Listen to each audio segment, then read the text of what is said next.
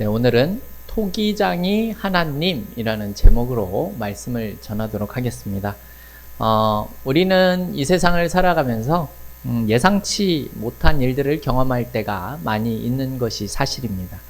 실패나 고난 속에서 우리가 좌절할 때도 있고, 내가 계획한 대로 계획이 풀리지 않을 때 우리는 답답함을 느끼는 것 또한 사실입니다. 그럴 때마다 우리는 과연 내 인생은 지금 어떻게 되고 있는 것인가? 하나님께서는 지금 내 삶을 어떻게 인도하고 계시는가? 이런 질문을 던지기도 하죠. 근데 오늘 본문을 보게 되면 이제 하나님께서 예레미야 선지자에게 너는 토기장의 집으로 내려가라 라고 이렇게 명령을 하시고, 그곳에서 본 것을 이 예루살렘 유다 백성들에게 이야기하라 라는 그런 메시지를 하고 계시죠. 여러분, 이 메시지가 우리에게 어떤 의미가 되고 또 우리의 인생과 어떤 관련이 있는지를 오늘 우리가 살펴보도록 하겠습니다. 예레미야 18장 말씀을 더 잘 이해하기 위해서는 이 예레미야 12장에 등장하는 선지자의 고민에 대해서 우리가 좀 생각을 해볼 필요가 있습니다. 이 예레미야 12장에 나온 선지자의 고민이 무엇인가 하면요, 하나님, 왜 악한 자들은 이렇게 형통하고 악한 사람들은 왜 이렇게 평안하게 지내고 있는 겁니까? 라는 이런 질문이었습니다. 사실 이 내용은 성경에서 많이 다루어지는 부분이기도 하고 또 그리스도인들이 많이 궁금해하는 부분이기도 합니다. 예레미야도 아니 왜 악인은 이렇게 잘 되고 의인들은 이렇게 힘들게 살아가는 것입니까? 라는 질문을 하는 거죠. 이렇게 예레미야 선지자가 낙심하고 있었을 그때 이후에 하나님은 예레미야를 오늘 본문 18장 토기장이의 집으로 내려보내게 되었다라는 겁니다. 그러면서 하나님은 토기장이시다라는 그 내용을 오늘 이야기하는데요. 2절을 보게 되면 하나님께서 예레미야에게 토기장이의 집으로 내려가라 하시면서 거기서 자신의 메시지를, 뜻을 전한다 이렇게 말씀하고 있지 않습니까? 그러면서 3절을 보십시오. 토기장이 집에 가서 보니 토기장이가 농로로 일을 하고 있다 이렇게 이야기를 합니다. 여러분, 토기장이 무슨 뭐 하는 사람인지 다 아시죠? 네, 다 아시지만 잠시 좀 말씀을 드리겠습니다.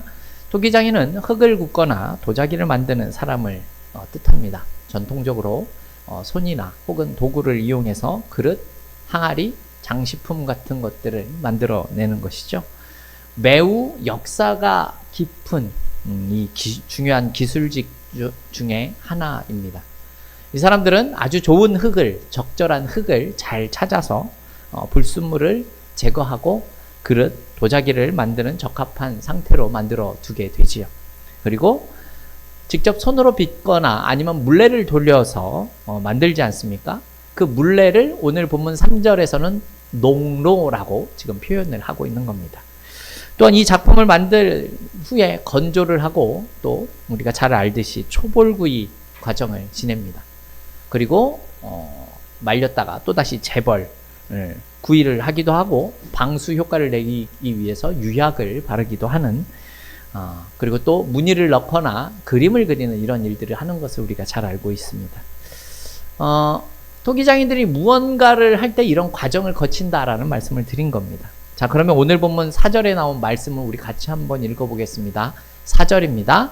진흙으로 만든 그릇이 토기장이의 손에 터지매 그가 그것으로 자기 의견에 좋은 대로 다른 그릇을 만들더라.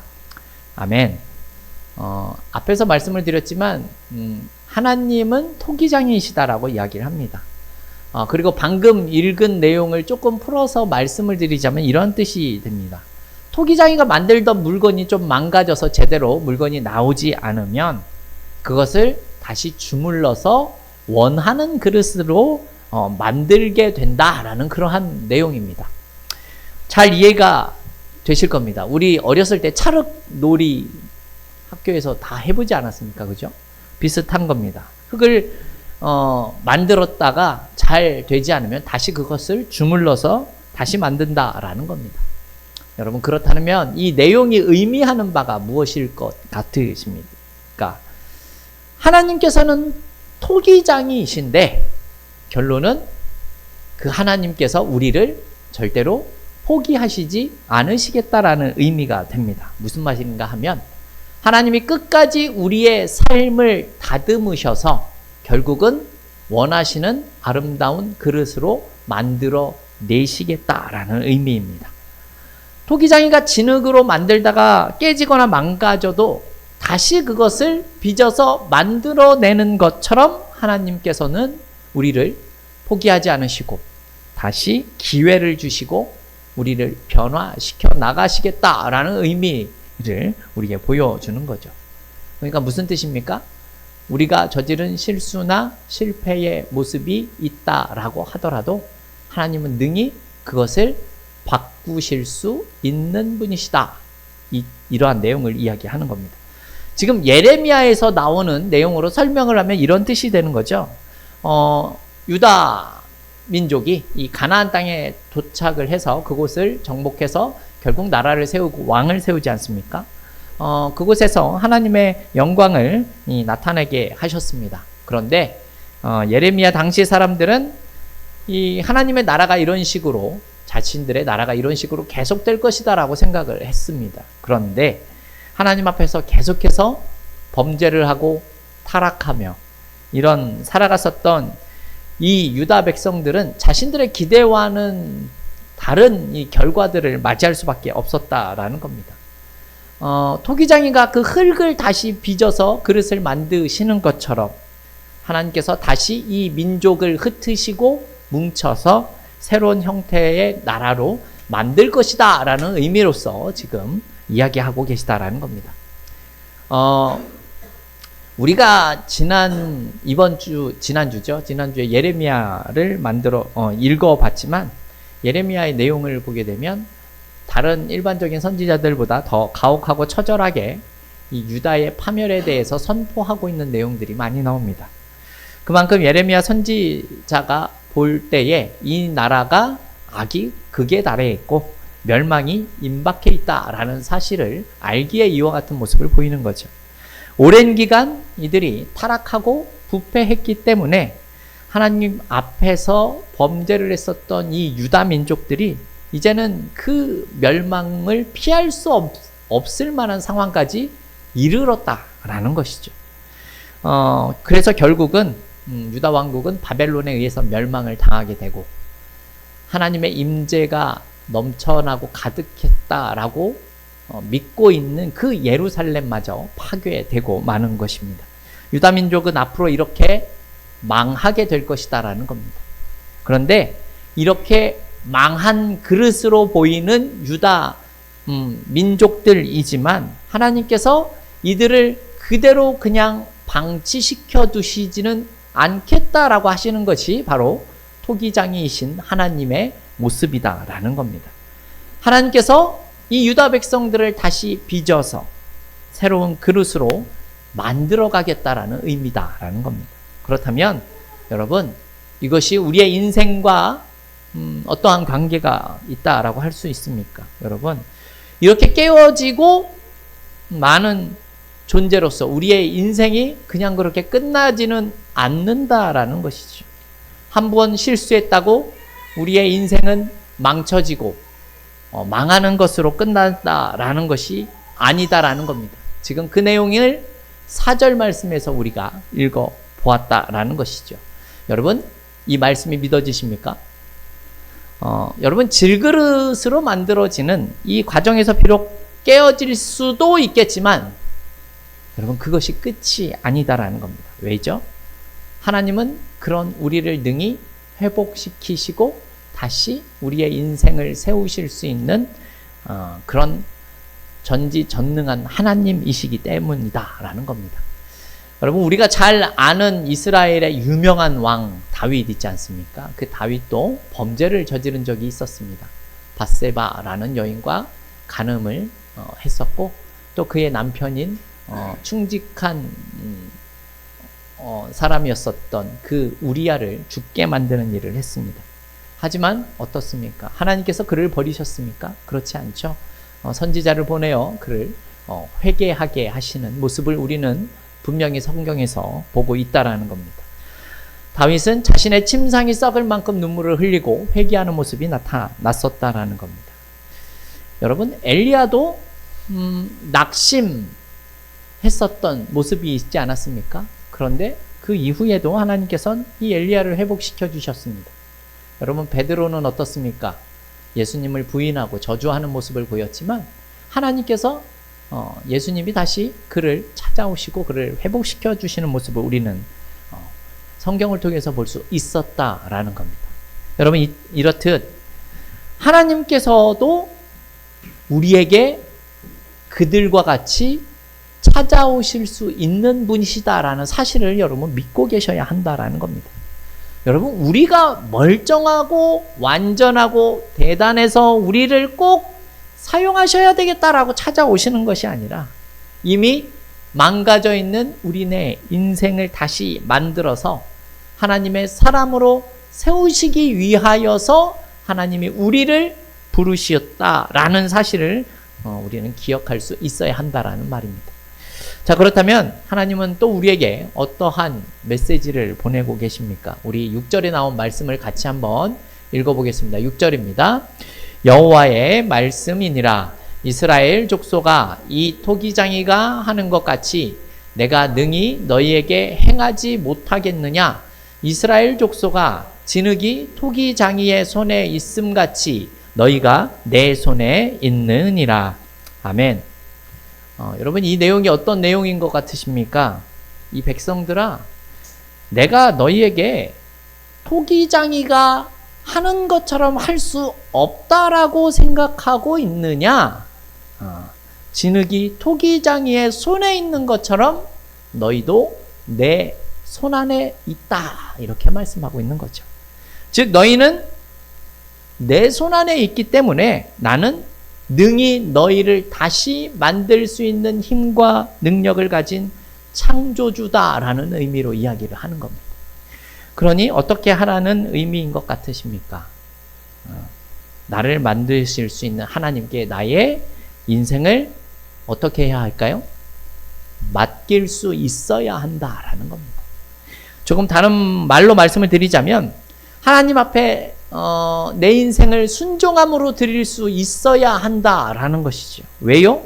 하나님은 토기장이이시고 우리는 진흙이기 때문에 그렇다는 겁니다. 진흙은요, 토기장이의 손에 완전히 맡겨져서 순종할 때에 아름다운 그릇이 될 수 있기 때문에 그렇다는 겁니다. 우리가 하나님의 뜻에 순종할 때 하나님은 우리를 자신의 선한 뜻대로 빚어가실 수 있다라는 말씀입니다.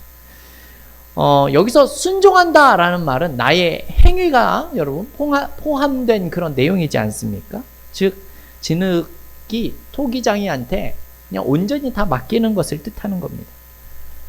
그래서 진흙은 자신의 계획과 생각과 뜻대로 사는 것이 아니라 하나님의 뜻을 신뢰하여서 우리네 인생을 맡길 수 있어야 한다라는 의미가 되는 겁니다. 우리가 전에 잠언을 살펴봤지만 잠언 3장 5절을 보게 되면 아주 유명한 말씀이 있죠. 너는 마음을 다하고 여호와를 신뢰하고 내 명철을 의지하지 말라라는 내용입니다. 우리가 하나님의 뜻을 신뢰할 때 우리는 자연스럽게 하나님 앞에 순종할 수 있게 되고 그 순종함을 통하여 하나님이 나를 아름다운 그릇으로 만들 수 있다라는 사실을 우리는 기억할 수 있어야 한다라는 겁니다. 그런데 여러분, 오해하지 말아야 되는 것은 이게 운명론 같은 것은 아니다라는 거예요. 그러니까 무슨 뜻인가 하면 하나님, 자, 마음대로 한번 해보십시오 하고 그냥 운명처럼 자신을 던졌다. 이제 하나님 하라는 대로 하겠습니다. 그런 식으로 살라는 뜻은 아닙니다. 하나님을 의지하면서 순종하는 그 과정을 의미하는 내용이에요. 우리가 하나님께 맡겨지면 하나님께서 우리의 삶을 인도해 주시고 또 선한 결과를 이루게 하시기 때문에 우리의 인생을 그의 뜻에 합당하게 순종하며 맡기는 모습이 필요하다라는 말씀을 드리는 겁니다. 하지만 예레미야 이 시대에 이 백성들의 모습은 여러분 어떠했었을 것 같으십니까? 순종하지 못했고요. 하나님의 경고를 무시했습니다. 그 결과가 무엇인가 하면 심판으로 나타날 수밖에 없었다라는 겁니다.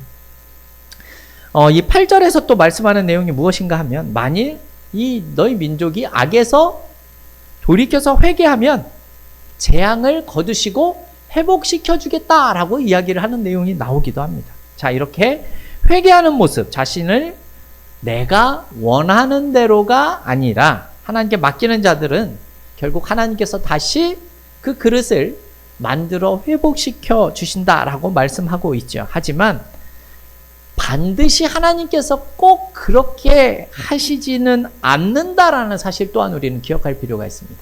우리 10절 말씀인데요. 같이 한번 읽어보겠습니다. 10절입니다. 만일 그들이 나 보기에 악한 것을 행하여 내 목소리를 청종하지 아니하면 내가 그에게 유익하게 하리라 하고 복에 대하여 뜻을 돌이키리라. 아멘. 여러분, 이 내용이 무슨 뜻입니까? 반대로 하나님께서 너희들에게 복을 약속하셨다라고 하더라도 순종하지 않는 불순종의 모습을 보이게 된다면 그 복을 거두실 수도 있다라는 의미가 되는 겁니다. 즉, 하나님은 우리가 어떻게 살아가냐의 그 모습에 따라서 우리에게 복을 주실 수 있고 우리의 망가진 삶을 회복시키실 수 있는 분이시다라는 겁니다. 반대로 우리가 그렇게 살지 못하면 준비하신 복을 주시지 않으실 수도 있다라는 사실을 기억해야 한다는 것입니다. 자, 11절이 바로 그러한 내용인데 우리 11절도 읽어보도록 하겠습니다. 그러므로 이제 너는 유다 사람들과 예루살렘 주민들에게 말하여 이르기를 여호와의 말씀에 보라, 내가 너희에게 재앙을 내리며 계책을 세워 너희를 치려 하노니 너희는 각기 악한 길에서 돌이키며 너희의 길과 행위를 아름답게 하라 하셨다 하라. 아멘. 내가 너희에게 재앙을 내려서 너희를 벌하려고 한다. 그러므로 너희는 모두 악한 길에서 돌아서서 태도와 행실을 고치고 바르게 살아라. 이렇게 말씀을 하는 겁니다. 여기서 말씀하고 있는 내용은 내가 너희에게 벌을 내리는 이유는 너희가 악을 행했기 때문이다라는 겁니다. 우리는 특히나 이 선지서를 통해서 조금 오해할 수 있는 모습이 있는데요. 무슨 뜻인가 하면 하나님이 마치 심판하는 것을 재밌어 하시고 좋아하시고 즐겨 하시는 분이시다라는 오해가 있을 수 있다라는 겁니다. 하지만 그렇지 않습니다, 여러분. 하나님은 오늘 본문에 나오는 것처럼 우리의 회복을 위해서 우리에게 역사하시는 하나님이시다라는 겁니다. 이스라엘 백성들이 오해한 내용은 이런 거예요. 무슨 뜻인가 하면요. 자, 우리는 어차피 하나님의 백성이니까 하나님이 우리에게 복 주신다고 하지 않았어? 그러니까 그냥 복을 주실 거야 라는 착각 속에서 살아온 거예요. 하지만 하나님께서는 자신의 말씀대로 사는 자들에게 복을 주신다라고 약속을 하셨기 때문에 범죄하는 자들에게는 결코 복이 아니라 심판을 하실 수밖에 없다라는 사실을 우리는 기억해야 한다라는 겁니다. 하지만 여러분, 벌 주는 것이 목적이 아니라 회복시켜 하나님의 사람으로 아름답게 만드시려고 하는 것이 바로 하나님이 원하시는 모습이다라는 겁니다. 왜냐하면 하나님이 토기장이이시기 때문에 그렇습니다. 그릇을 만들기를 좋아하시는 분이시기 때문에 그렇다라는 겁니다. 자, 그렇다면 우리가 어떻게 하는 것이 중요할까요? 우리 12절 말씀인데요. 우리 같이 한번 읽어보겠습니다. 그러나 그들이 말하기를 이는 헛되니 우리는 우리의 계획대로 행하며 우리는 각기 악한 마음이 완악한 대로 행하리라 하느니라. 아멘. 앞서 제가 우리의 삶을 하나님 앞에 드려 순종하는 모습이 필요하다라고 말씀드린 것을 기억하실 겁니다. 그리고 11절을 보면 여러분 무슨 내용이 나왔죠? 내가 너희가 악을 행했기 때문에 벌을 내릴 거다. 그러니 악에서 돌이켜서 바르게 살아라 라고 말씀을 한 것을 우리는 방금 읽어봤습니다. 그런데 여러분 방금 우리가 읽어본 또 12절에서는 뭐라고 이야기를 합니까? 이들이 하는 말이 악에서 돌이키는 것이 싫다. 이렇게 지금 이야기하는 겁니다. 그래서 그러면서 뭐라고 이야기를 하죠? 내가 계획한 대로 살 것이고 악한 마음으로 계속해서 살아가겠다라고 지금 이야기를 하는 것이 12절의 내용이다라는 겁니다. 그러면 악하게 살지 말라는 것이 잘못된 내용입니까? 그렇지 않죠. 그죠? 근데 이 하나님의 백성이라고 하는 자들이 하는 말이 그냥 악하게 내 마음대로 내 계획대로 저희는 살 겁니다라고 지금 이야기를 하고 있다라는 겁니다. 우리의 계획대로 행하며 라는 말씀은 내 고집대로 행하겠다는 것이죠. 이런 모습은 결국 하나님의 뜻, 말씀 이런 것보다 내 생각과 계획을 우선시하는 태도가 될 수밖에 없습니다. 우리는 이러한 말을 다른 말로 교만 혹은 불순종이라고 표현을 하지요. 여러분, 하나님에 대한 불순종이 아주 대단한 일에서부터 시작이 된다라고 생각을 하시면 안 됩니다. 그렇다면 어디서 시작이 되는 것 같으십니까? 여러분, 하나님의 뜻대로 하는 것이 아니라 내 고집을 따르는 태도에서부터 불순종이 시작이 된다라는 사실을 기억하셔야 한다라는 것이죠. 저는 앞으로 불순종을 하면서 살아가겠습니다. 이렇게 선포하면서 사는 삶이 아니다라는 거예요. 그렇다면 왜 사람들은 이렇게 불순종을 하는 모습을 계속해서 보이는 겁니까? 왜냐하면 나는 그 방법이 더 옳다라고 생각을 하는 거예요. 나는 하나님이 원하시는 대로 행하는 것보다 내가 생각하고 계획한 대로 사는 것이 더 좋은 일이고 옳아 보이기 때문에 그렇게 살아갈 수밖에 없었다라고 하는 겁니다. 그러나 여러분 기억하셨으면 좋겠습니다. 내 방법과 내 계획대로 살아가는 사람은요, 여러분 결국 내 수준의 삶에서밖에 살아갈 수 없게 된다라는 겁니다. 반면에 하나님의 방법과 뜻대로 살아가는 사람은 어떻게 되겠습니까? 이 세상을 창조하시고 온 우주를 운행하시는 그런 크신 하나님의 계획 속에서 살아가는 결과를 경험하게 될 수 있다라는 말씀입니다. 무슨 뜻인지 잘 아실 거라 생각합니다. 여러분 혹시 세옹지마라는 말 아시죠? 들어본 적 있으시죠? 그 말의 유래에 대해서도 잘 알고 계십니까? 물론 아시는 분이 계시겠지만 제가 다시 한번 좀 소개를 시켜드리겠습니다. 예전에 중국의 변방에 한 노인이 살고 있었는데 말을 키우고 있었습니다. 근데 이 말이 도망을 가게 된 겁니다. 그러자 마을 사람들이 말이 도망가서 어떻습니까? 아이고, 이렇게 위로하자 노인이 하는 말은 뭐 그게 복이 될지 누가 알겠습니까? 라고 이렇게 대답을 하죠. 그랬더니 몇 달이 지난 후에 그 말이 좋은 말을 한 마리를 데리고 온 겁니다. 그래서 마을 사람들이 축하를 하죠. 하지만 이 노인은 또 이렇게 이야기를 합니다. 아니 뭐 축하일 수도 있겠지만 이것이 도리어 화가 될 수도 있지 않겠습니까? 라고 이야기를 하죠. 그런데 어느 날 말타기를 좋아하던 이 노인의 아들이 말을 타다가 말에서 떨어져서 절름발이가 되고 맙니다. 사람들이 걱정을 하니까 또 노인이 이렇게 이야기를 하는 겁니다. 이것이 또 복이 될 줄 누가 알겠습니까? 라고 이야기를 하는 겁니다. 그로부터 1년이 지납니다. 전쟁이 나죠. 그래서 주변에 그 마을에 있는 이 젊은 사람들이 다 징병에 되어서 차출되어 나갔지만 이 말에서 떨어져서 절름발이가 된 이 아들은 절름발이이기 때문에 전쟁이 나가지 않아서 죽음을 멸하게 되었다라는 내용이 세옹지마라는 말이 가진 내용입니다. 더세움교회 성도 여러분, 인간의 삶은 예측하기가 힘듭니다. 그죠? 그렇다는 말은 내 계획이나 내 방법은 너무나 불완전하다라는 말씀을 드리고자 하는 겁니다. 여러분, 그럼에도 내 계획과 방법대로 살아가시겠습니까?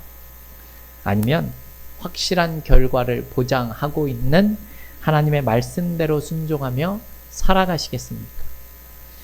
하나님의 말씀대로 순종하며 살아가시기만 한다면 여러분 오늘 말씀에 나온 것처럼 내 인생이 망가지고 실패하고 일어서지 못할 것 같은 인생이 된다고 하더라도 하나님은 그런 나를 훌륭한 그릇으로 다시 만드실 수 있다라는 사실을 믿으셔야 한다라는 겁니다.